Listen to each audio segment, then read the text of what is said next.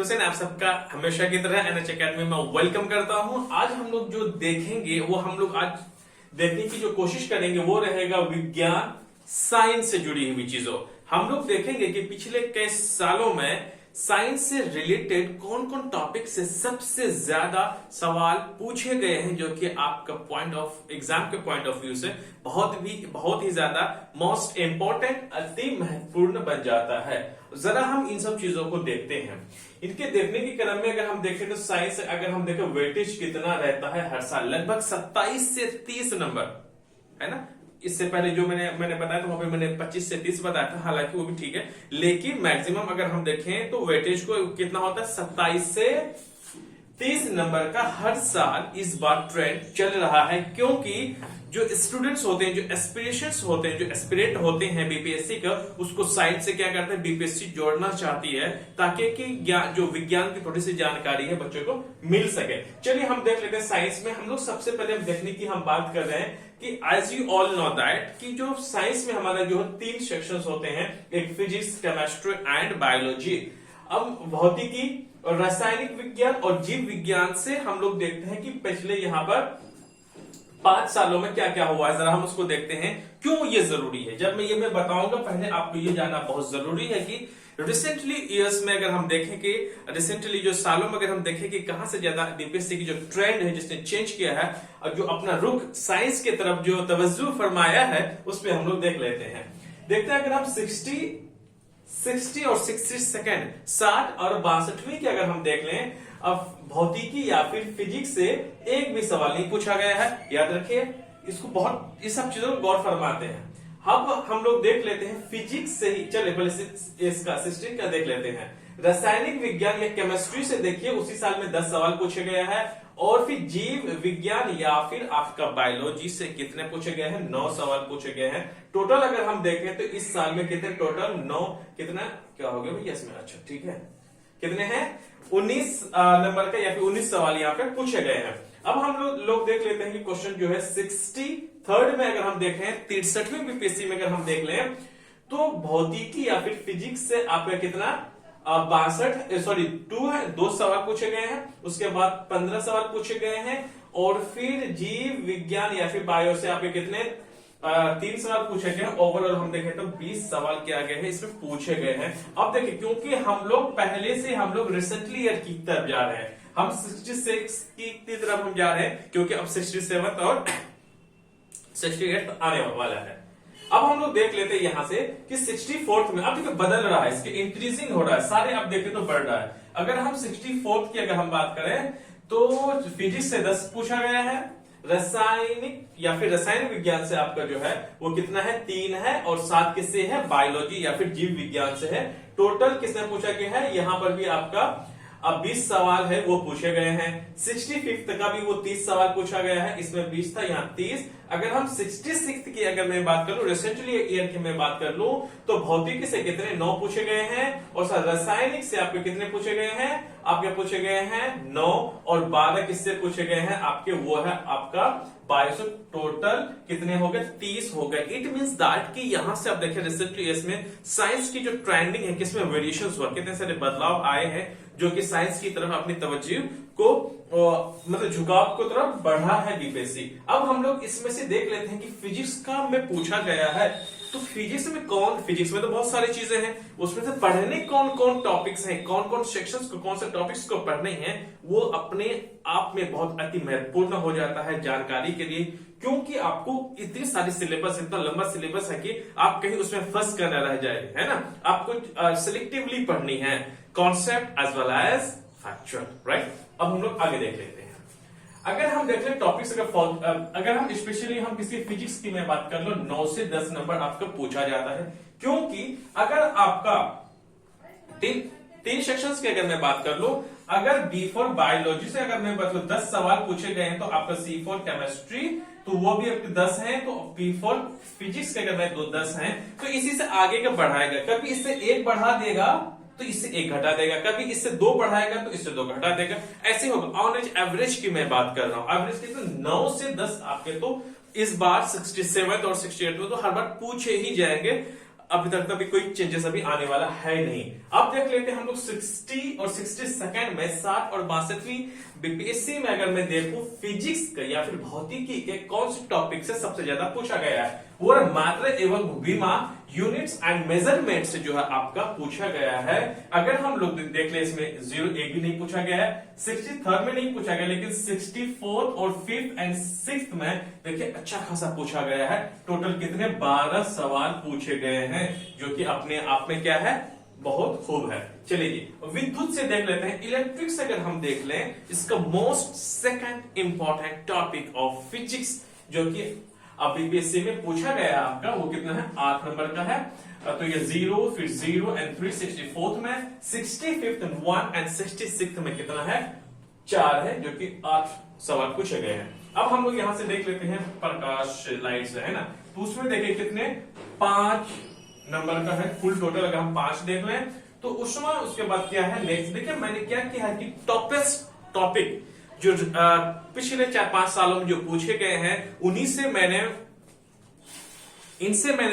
Research किया है, मैंने जो देखा है, एनालिसिस किया है, क्योंकि मैं खुद ब खुद में सबको मैं पढ़ करके तभी मैं इन सारे टॉपिक्स को मैं टॉप में मैं ला पाता हूं, तब मैं समझ पाता हूं कि कौन से टॉपिक्स कितने बार पूछे गए हैं। क्योंकि इस बुक को मैं कम से कम 3 से 4 बार मैं खत्म कर चुका हूं, पढ़ चुका हूं। मैं समझने की मैं कोशिश करता हूं कहां से ट्रेंडिंग सवाल पूछे जाते हैं और पूछे भी आपके जाएंगे, याद रखेगा। अब आ गया तो उष्मा या फिर हीट से कितने हैं, 3 हैं, और है एक आपका महत्वपूर्ण उपकरण एवं उनके कार्य, important tools and their work, इससे है किससे 2 नंबर पूछे गए हैं। आप चाहे तो सर फिलहाल पहले इनको मोस्ट टॉपिक्स 4 टॉपिक को आपको सबसे पहले आपको कवर करना है, आना भी चाहिए बेहतर ढंग से, उसके बाद आप टच करें। उसके बाद ध्वनि साउंड की अगर मैं बात कर लूं, उससे एक सवाल पूछा गया है पिछले कितना 1 2 3 4 5 सालों में। अब मैं टोटल की अगर मैं बात कर लूं तो 67 में एक भी सवाल फिजिक्स से नहीं पूछा गया था, जैसे कि यहाँ पे है ना। और सेकंड में 63rd की अगर मैं बात करूं 2 सवाल पूछा गया था, जो कि यहाँ पर ऐसे ऐसे पढ़ना है नीचे की तरफ। अब 64th में 10 है फिर 9 है, तो अपने आप में क्या है, ये बहुत ज्यादा इंपॉर्टेंट है। अब हम लोग इनसे जुड़ी हुई जो इसका फिजिक्स केमिस्ट्री का, सॉरी फिजिक्स तो हो गया, केमिस्ट्री और बायो को अब हम लोग यहाँ से देख लेते हैं।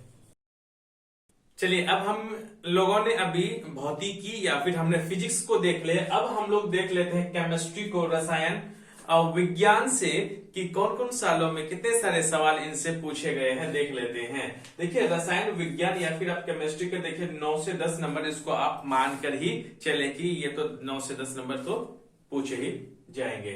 अब हम लोग देख लेते हैं रसायन विज्ञान में सबसे हम टॉप और इंपॉर्टेंट हम टॉपिक की महत्वपूर्ण जो टॉपिक है, हम उस पर पहले हम चर्चा करेंगे। हम देख लेते हैं पहले रसायन यौगिक या फिर केमिकल कंपाउंड से कितने, आप देख लेंगे 60 और 62 में कितने 2 है 4 आपके पास, फिर ये 4 है 0 1 3, लगभग ऑलमोस्ट कितना टोटल 10 सवाल पिछले कितने 1 2 3 4 5 6 सालों में पूछे गए हैं। अब हम लोग देख लेते हैं पदार्थ की अवस्था, ये सेकेंड मोस्ट टॉपिक है आपका केमिस्ट्री का, जो कि इसमें स्टेट्स ऑफ मैटर का आप जानते हैं कि जो भी हमारे आसपास वो सब के सब मैटर है, अगर जिसका मास और वॉल्यूम है, जैसे कि सॉलिड है, गैस है ना, उसके बाद आपका क्या है लिक्विड है, फिर और सब भी चीजें हैं, उस पर हम लोग देख लेंगे। वो किसी के सवाल अपने आप में कितना 7 सवाल पूछे गए हैं, ये भी क्या है इंपॉर्टेंट है। थर्ड वन इज दैट परमाणु संरचना की अगर हम बात कर रहे हैं, एटॉमिक स्ट्रक्चर की अगर हम बात करें, तो उनसे भी कितने 6 सवाल पूछे गए हैं। उसी हिसाब से कार्बन एवं उनके अपर ग्रुप की हम बात करें, या फिर कार्बन एंड इट्स जो एलोट्रोप्स है, ये क्या यहाँ पे एलोट्रोप्स हैं, उससे भी 6 सवाल पूछे गए हैं। उसके बाद अम्ल, क्षार और लवण, एसिड बेस और सॉल्ट से भी सवाल क्या है 6 पूछे गए हैं। उसके बाद हम धातु की हम बात कर ले, मेटल की मैं बात कर लूं तो एलिमेंट का 2 पार्ट होता है, एलिमेंट का एक मेटल दूसरा नॉन मेटल, तो यहाँ पर मेटल है, मेटल से कितने 6 सवाल पूछे गए हैं। उनसे हम लोग सवाल हम देख लेंगे कि कौन कौन सा टॉपिक है, उसी के हिसाब से हम लोग क्या करेंगे आगे जब मैं पढ़ाऊंगा तो फिर उनसे जुड़ी हुई फिर हम लोग बातें करेंगे। अब हम लोग देख लेते हैं कि प्रदूषण पॉल्यूशंस में अगर गैसेस में इसका मिक्सचर क्या होता है, जैसे कि अगर हम देखें हमारे एटमॉस्फेयर में जो एयर होता है, एयर क्या होता है कई सारे गैसों का जो क्या होता है मिश्रण होता है, मिक्सचर होता है। उसको विलयन या फिर मर्जर वो भी हम देख ले। उसके बाद है अधातु जिसे हम नॉन मेटल कहते हैं, उनसे भी सवाल पूछा गया है। अगर हम देखें तो 60 और 62 में अगर हम देख ले तो 6 सवाल है। 63वीं में तो कमाल ही कर दिया है, 20 सवाल के लिए तो आपका केमिस्ट्री से पूछ लिया है। फिर 64वीं में, फिर 65वीं, फिर आपका 66वीं। देख लीजिए कि लगातार 10 से प्लस ही स्कोर यहाँ से अब जा रहा है। आपको कितना 9 से 10 आपको मानकर चलना है। हो सकता है कि 11 भी हो सकता है, इस बात को मान लीजिएगा। एक तो आगे पीछे करते रहता है, वेरी करता है।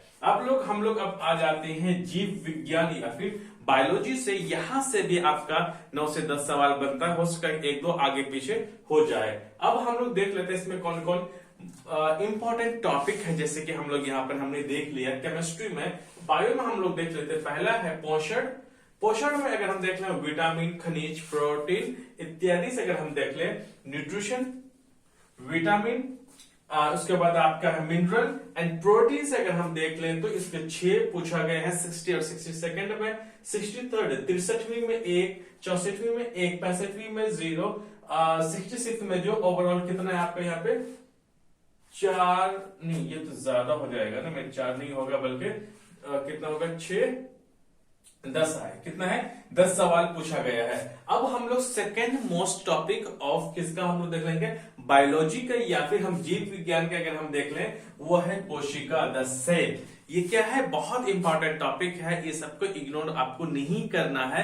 फर्स्ट ऑफ ऑल आपको इसको पढ़नी है। अगर आपको साइंस अगर मजबूत करनी है तो आप लूसेंट की आप पढ़ सकते हैं, वो भी बहुत अपने आप में क्या है सफिशिएंट है कि आपको वहां से जो एक बेसिक जानकारी है, आपको एक बेसिक लेवल की जो नॉलेज है आपको वहां से आसानी से मिल जाएगा। उन सब चीजों को क्या करना है आपको वहां से अपनी मजबूत पकड़ कर लानी है, रखनी है उसमें। और इसमें क्या करूंगा फिर कुछ दिनों के बाद फिर मैं साइंस का जो है जो सीरीज है वो मैं लेकर के आता रहूंगा आपके लिए, ताकि कि आपसे कोई भी सवाल आपसे छूट ना पाए एग्जाम हॉल में। अब आ जाते हैं हम रोग एवं उपचार, डिसीज एंड इट्स ट्रीटमेंट से अगर हम देख लें तो वो भी 6 सवाल पूछे गए हैं।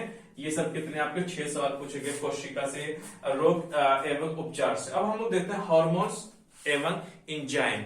हार्मोन्स एंड एंजाइम से देख लीजिए, उससे भी कितने 6 सवाल पूछे गए हैं, जो कि बहुत ही अच्छा है। ये जगह टॉपेस्ट टॉपिक है। आप लोग अगर हम देखें तो लगातार इससे सवाल आए हैं, और आने वाले 67th का दे या फिर आप 68th का या फिर आने वाले सालों में दे, इससे सवाल तो 101% पूछा ही जाएगा।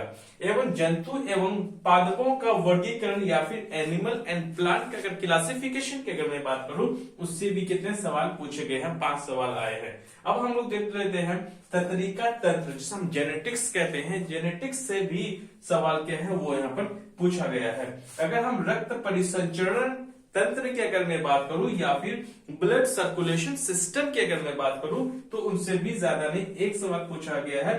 आप कुछ देर के लिए आप इग्नोर कर सकते हैं, जब आप इसके टॉप के टॉपिक्स को पहले आपको पढ़ाई कंप्लीट करनी है। उसके एमसीक्यूज का अगर पॉसिबल हो तो आप वो करें, उनसे जुड़ी हुई आप सवाल को देखें। उसके बाद फिर नीचे का 3 टॉपिक्स को आपको देखना है।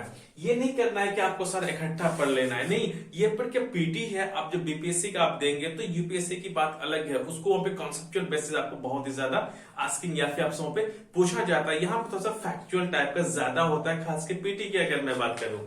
चलिए, अगर मैं फिर पाचन तंत्र या फिर डाइजेस्टिव सिस्टम की मैं बात करूं, उससे भी 1 सवाल आया है। ये नीचे का जो 3 है, और तीसरा कौन सा है अनुवंशिकी या फिर अब नर्वस सिस्टम की अगर मैं बात करूं, तो उसके आप इन तीनों को चाहे तो नेग्लेक्ट करके चल सकते हैं। पहले टॉप के टॉपिक्स को आपको क्या करना है कवर करने हैं। अगर मैं देख लूं 60 और 62 में तो 9 है। 63वीं में अगर 10 सवाल पूछे गए हैं, 64वीं में 7 है, 65वीं में 3 है, 66वीं में आपका 9 है। तो ओवरऑल एवरेज आपके कितना 9 से 10 आपका चला जाएगा। सो गाइस, मैंने यहाँ बेहतर ढंग से मैंने समझाने की मैंने कोशिश की। ये टॉपेस्ट है, ये बड़ी मेहनत करने के बाद तभी मैं आपके सामने मैं ला पाता हूँ। सो गाइस, अगर आपको ये वीडियो पसंद आती है तो प्लीज इसे लाइक, शेयर एंड सब्सक्राइब करना बिल्कुल भी ना भूलें। Thank you very much.